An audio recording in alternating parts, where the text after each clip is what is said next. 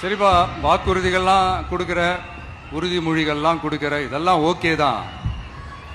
ஆனால் ஸ்டாலின் சார் செய்ய முடியாததை நீ எப்படி செய்வ அப்படின்னு உங்களுக்கு ஒரு கேள்வி ஒன்று வரும்.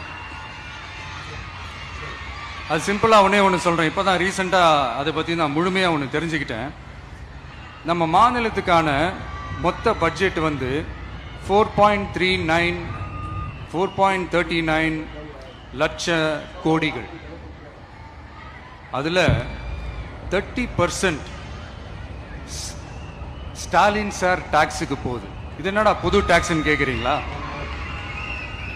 ஆமாம், இந்த பட்ஜெட்லேருந்து ஒதுக்குற நிதியில் 20% ஸ்டாலின் சாருக்கு போகுது. அதில் 10% அவங்க மந்திரிங்களுக்கு போகுது. மொத்தமாக 30% ஆச்சா?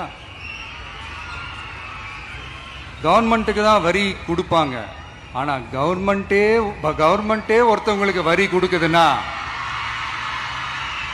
அதுக்கு பேர் ஸ்டாலின் சார் டாக்ஸ் தானே. இதை விட நாகரிகமாக நீங்கள் அடிக்கிற கொள்ளையும் நீங்கள் அடிக்கிற ஊழலையும் சொல்ல முடியாது.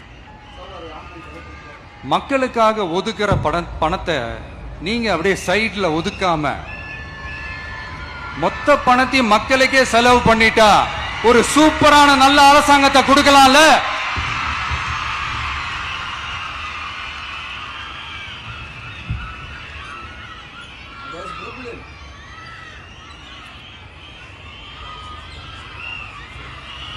இப்படிலாம் சைட்ல ஒதுக்காம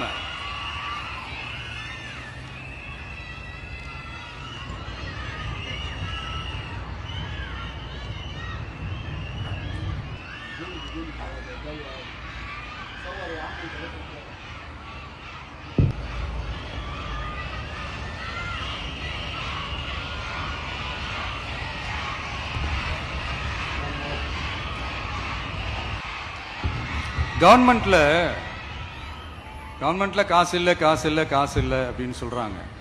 ஆனா விடிய காத்தால எல்லார் அக்கௌண்ட்லயும் 5000 ரூபாய் போடுறீங்களா? அது எப்படி?